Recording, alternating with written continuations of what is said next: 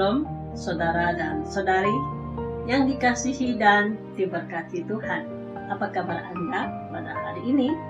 Doa dan harapan kami Anda sentiasa sehat dan sentiasa bersukacita di dalam Tuhan.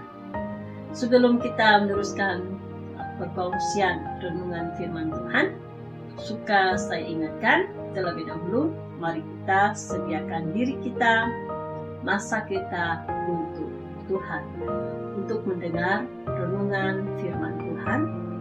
Jangan beranjak dari skrin Anda, sila dengar dan nikmati renungan firman Tuhan ini.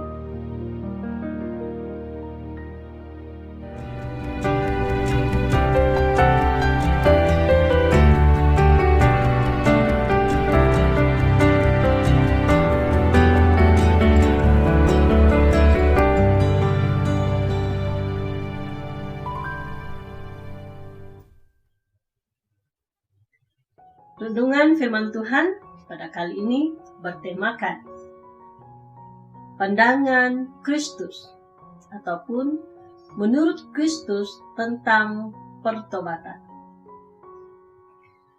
Tema ini kita ambil berdasarkan Injil Lukas pasal 15 ayat 11 sehingga ayat yang ke-32. Tapi saya tidak akan membacakan sepenuhnya ayat ini karena sangat panjang dan saya percaya kita sangat biasa dengan cerita tentang perumpamaan tentang anak yang hilang. Saudara, jika kita membaca Injil Lukas pasal 15 dari ayat 1 sehingga ayat yang ke-32, kita mendengar ada 3 perumpamaan yang Tuhan Yesus berikan, namun punya arti dan maksud yang sama. Dan untuk menjawab ataupun diberikan khusus untuk orang-orang Farisi dan ahli-ahli Taurat, supaya mereka mengerti apakah pandangan Kristus menurut Kristus tentang pertobatan. Perumpamaan yang pertama yang Yesus berikan yaitu tentang domba yang hilang. Perumpamaan yang kedua tentang dirham yang hilang. Dirham merupakan mata uang yang diperbuat daripada emas. Berarti nilai yang sangat tinggi, ya. Domba tadi itu karena itu adalah salah satu sumber pendapatan pekerjaan orang-orang Israel ataupun Yahudi pada waktu itu, dan juga anak yang hilang, ya. Anak yang hilang merupakan salah satu harta yang paling terpenting dalam kehidupan sesebuah rumah tangga, dalam kehidupan seorang ayah ataupun seorang ibu. Anak adalah sangat-sangat penting, salah satu harta yang terpenting dalam kehidupan kita. Begitu pentingnya harapan Kristus tentang pertobatan, sehingga Kristus memberikan perumpamaan sebanyak 3 kali, supaya kita mengerti apakah pandangan Kristus menurut Kristus tentang pertobatan. Di dalam teks Lukas pasal 15 ayat 11 sehingga ayat yang ke-32, kita akan mempelajari 3 tokoh penting yang Tuhan Yesus ingin beritahu kita tentang pertobatan. Pertama, ya, yaitu si bungsu. Si bungsu gambaran kepada seorang anak yang muda. Anak yang muda yang tidak berpikiran matang, ya, suka mengambil tindakan terburu-buru, manja, tidak berdikari. Inilah anak yang gambaran kepada anak yang bungsu. Tapi bukan semua anak yang bungsu seperti itu, ya. Kita lihat dalam ayat yang ke-12. Kata yang bungsu kepada ayahnya, "Bapa, berikanlah kepadaku bagian harta milik kita yang menjadi hakku." Lalu ayahnya membagi-bagikan harta kekayaan itu di antara mereka. Si anak tidak sabar. Biasanya harta pemberian ini akan diberi kalau orang tua sudah uzur ataupun sudah meninggal, ya. harta benda akan dibagi-bagikan. Namun si anak muda ini, si bungsu, tidak sabar untuk mendapat bagiannya, saudara. Dan setelah ia mendapatkannya, dikatakan dalam cerita ini ia menjual, ya, ia menjual, mencairkan hartanya, dan dia mendapat cash money. Ya, mudah ia gunakan harta-harta itu. Ya. Jadi ia pergi ke lain tempat, lalu ia berfoya-foya, ia menghabiskan harta, uang ringgitnya. Ia habiskan, dan setelah habis, kebetulan tempatnya tinggal, tempat dia berada itu mengalami kelaparan. Dan uang dia tiada, dan pada waktu itu musim kelaparan, lalu ia pun mencari pekerjaan. Ya, mendapat pekerjaan, lalu dia bekerja di ladang, dan di ladang itu kerjanya ialah menjaga babi. Dan sewaktu ia menjaga babi, ia kelaparan, saudara. Ia lapar dan dia ingin makan makanan babi itu. Tetapi makanan babi itu pun tidak diberikan kepadanya.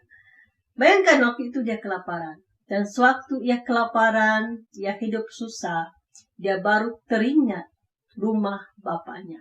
Dia baru teringat bapaknya. Dia baru ingat apa yang dikatakan bapaknya.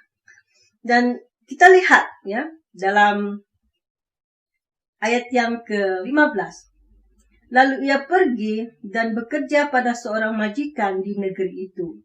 Orang itu menyuruhnya ke ladang untuk menjaga babinya. Lalu ia ingin mengisi perutnya dengan ampas yang menjadi makanan babi itu. Tetapi tidak seorang pun yang memberikannya kepadanya. Lalu ia menyadari keadaannya. Katanya, betapa banyaknya orang upahan bapakku yang berlimpah-limpah makanannya, tetapi aku di sini mati kelaparan. Waktu dia kelaparan waktu itu, dia teringat di tempat bapaknya. Orang-orang upahan bapaknya pun tidak seperti dia. Orang-orang upahan bapaknya pun punya makanan yang cukup, yang berlimpah-limpah, dikatakan di sini ya. Ayat 18, aku akan bangkit dan pergi kepada bapakku dan berkata kepadanya, Bapa, aku telah berdosa terhadap sorga dan terhadap Bapa. Aku tidak layak lagi disebutkan anak Bapa. Jadikanlah aku sebagai salah seorang upahan Bapa. Suatu anak ini menyadari kesalahannya, saudara. Anak ini berperang pada dirinya sendiri, bercakap pada dirinya sendiri. Dia sudah salah. Dan ia bukan sahaja sadar, ia bukan saja berpikir bahwa ia harus pergi kembali ke tempat bapaknya. Ya. Kesadaran itu bukan setakat kesadaran di sini. Kesadaran itu bukan setakat kesadaran di sini, saudara, tetapi disertai dengan tindakan. Ia bangkit. Ya. Seterusnya kita lihat dalam ayat yang ke-20. Maka bangkitlah ia dan pergi kepada bapaknya. Ya. Maka bangkitlah ia dan pergi kepada bapaknya. Dengan niat bukan untuk kembali menjadi tuan muda di rumah bapaknya, tetapi untuk menjadi hamba, ya, menjadi orang upahan untuk bapaknya. Namun apa yang kita nampak di sini, saudara, ya, si anak bungsu ini, ia berjaya mengatasi kelaparan. Ia berjaya menggunakan sisa-sisa kekuatan yang ada padanya untuk bangkit, berjalan menuju ke rumah bapaknya. Rasa malu ada. Malu, takut, ya pasti dimarah. Ya. Itu yang dirasakan. Bermacam-macam yang ia pikirkan, yang ia rasakan. Yang paling penting ia takut dimarah, ia malu, ya. Malu dengan bapaknya, abangnya, bahkan dengan orang-orang sekitar. Dia rasa malu. Namun apa yang kita nampak, ia mampu mengatasinya, saudara. Ia pergi, ayat 20, maka bangkitlah ia dan pergi kepada bapaknya. Jadi yang kita pelajari di sini, menurut Kristus, tentang pertobatan. Apabila seseorang itu merasa ia sudah salah, Ya sudah ada kesadaran, pasti ada kesadaran ya. Kesalahan yang kita buat, dosa yang kita buat itu pasti ada kesannya terhadap kita. Pasti kesan yang buruk, saudara. Pasti sesuatu yang buruk sehingga menyebabkan kita sadar bahwa kita sudah salah. Dan saya percaya setiap kali kita melakukan kesalahan, apalagi kalau sudah ada kesan daripada kesalahan itu, dari dosa itu, pasti ada kesadaran. Dan apa yang kita nampak sini, kesadaran itu bukan setakat di sini, di pikiran. Kesadaran itu bukan setakat di sini, bercakap-cakap pada diri sendiri, menimbang-nimbang apakah tindakan kita, tetapi harus bertindak, melangkah, menggunakan sisa-sisa kekuatan yang ada, menggunakan apa yang ada untuk bangkit, bertobat, memperbetulkan jalan kehidupan, saudara. 20. Maka bangkitlah ia dan pergi kepada bapaknya. Ketika ia masih jauh, ayahnya telah melihatnya. Yang kedua, pandangan Kristus tentang pertobatan. Dan inilah yang Kristus mau gereja lakukan, yang dimiliki oleh gereja. Inilah Kristus mau orang-orang percaya, orang-orang Kristen miliki, lakukan di dalam kehidupan ini. Bagaimana kita melihat, memandang, dan menerima orang-orang yang sudah jatuh ke dalam pencobaan ini, saudara. Kita lihat di sini, dikatakan bahwa ketika ia masih jauh, ayat 20b, ketika ia masih jauh, ayahnya telah melihatnya. Ketika ia masih jauh, ayahnya telah melihatnya. Saya percaya, saudara, si ayah sejak anaknya keluar saja dari rumah, ingatan si ayah panjang melulu terhadap anak itu. Ya, si ayah sentiasa mengingatkan anak itu, sehingga matanya sentiasa terarah di jalan masuk ke rumahnya. Ia sentiasa mengharapkan anak itu muncul, sehingga harapannya terkabul. Tiba-tiba anaknya muncul dan ia mengenalinya. Sungguh pun anak itu sudah banyak perubahan. Mungkin ia sudah kurus, kotor, pakaian sudah koyak raba, ya. Banyak perubahannya. Mungkin ia berbau busuk. Namun apa yang kita nampak? Si bapak mengenalinya. Ia mengenali anaknya, mengenali dombanya. Dan kita lihat seterusnya.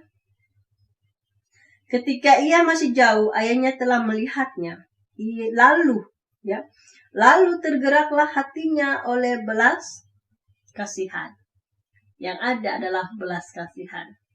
Bukan kemarahan, bukan ego, tetapi belas kasihan.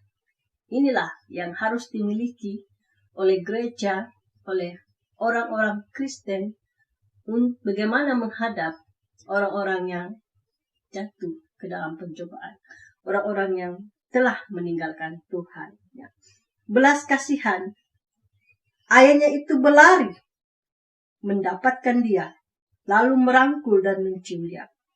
Lalu ayahnya berlari untuk mendapatkannya, saudara. Bukan berlari untuk memalingkan wajah, bukan berlari untuk menutup pintunya, tetapi berlari ke arah anak itu untuk mendapatkannya. Ia tidak menunggu anak itu yang datang. Kenapa saya yang mau datang? Saya bapak, saya tidak salah. Dia yang patut datang. Apa yang kita nampak? Si bapak tidak tunggu si anak sampai tempatnya. Ia pergi, berlari untuk mendapatkannya. Ia takut kalau anak itu berupa pikiran. Ya. Ia pergi, mendapatkan anak itu, merangkulnya, memeluknya, dan menciumnya. Ia ingin anak itu tahu betapa ia mengharapkan dia kembali. Ia ingin sebungsu ini tahu betapa ia diterima, walau keadaannya bagaimana sekalipun, saudara. Demikianlah pandangan Kristus tentang seseorang yang datang bertobat. Dan inilah yang Kristus mau kita lakukan dalam kehidupan kita sebagai orang-orang Kristen, orang-orang yang percaya kepada Tuhan. Tokoh yang ketiga itu si sulung, anak yang sulung. Ya. Halangan sebuah pertobatan adalah marah, iri hati, jengkel. Halangan sebuah pertobatan adalah merasa diri lebih baik. Ya. Halangan sebuah pertobatan adalah tidak mengerti pandangan Allah tentang pertobatan. Yaitu kita lihat Lukas 15 ayat 28 sehingga ayat yang ke-30. Ayat 28, maka marahlah anak sulungnya itu dan ia tidak mau masuk. Lalu ayahnya keluar dan berbicara dengan dia. Tetapi ia menjawab ayahnya, katanya, telah bertahun-tahun aku melayani Bapa, dan belum pernah aku melanggar perintah Bapa. Tetapi kepadaku belum pernah Bapa memberikan seekor anak kambing untuk bersukacita dengan sahabat-sahabatku. Saudara dan saudari, kalau kita pikir secara logik ya, si anak sulung ini memang wajar marah kepada si bungsu. Tetapi janganlah sampai kemarahan kita itu menghalang si bungsu untuk kembali dan memperbaiki hidupnya. Ya. Dan janganlah marah berpanjangan, saudara. Jangan iri kalau orang yang datang ke rumah Tuhan itu, orang yang jauh dari Tuhan datang kembali, mendapat perhatian yang lebih dari kita. Ya. Sebab kita tahu bahwa mereka memang memerlukan perhatian untuk dibimbing kepada Tuhan. Kita harus bersikap dewasa dalam kerohanian kita maupun dalam pikiran kita secara manusia. Jangan marah, jangan iri hati, ya. Jangan cemburu. Karena di sini kata si Bapak, ayat 31, kata ayahnya kepadanya, anakku, engkau selalu bersama-sama dengan aku, dan segala kepunyaanku adalah kepunyaanmu. Ya. Jadi si anak, dia salah paham. Dia salah paham betapa besarnya hati bapaknya. Bahwa segala kepunyaan bapaknya adalah kepunyaannya. Jadi dia tidak perlu merasakan bahwa si bungsu itu diistimewakan, saudara. Jadi halangan sebuah pertobatan adalah marah, iri hati. Kedua, halangan sebuah pertobatan adalah merasa diri lebih penting. Halangan sebuah pertobatan ialah jika kita tidak mengerti pandangan Kristus, menurut Kristus tentang pertobatan. Ayat 32, kita patut bersukacita dan bergembira kerana adikmu telah mati dan menjadi hidup kembali. Dia telah hilang dan didapat kembali. Saudara dan saudari, mari kita lihat Lukas pasal 5 ayat 31. Lukas pasal 5 ayat 31 dan ayat yang ke-32. Lalu jawab Yesus kepada mereka, katanya, bukan orang sehat yang memerlukan tabib, tetapi orang sakit. 32. Aku datang bukan untuk memanggil orang benar, tetapi orang berdosa, supaya mereka bertobat. Saudara dan saudari, demikianlah perkongsian renungan firman Tuhan, pandangan Kristus menurut Yesus tentang pertobatan. Semoga Anda diberkati. Kita bertemu lagi di lain perkongsian.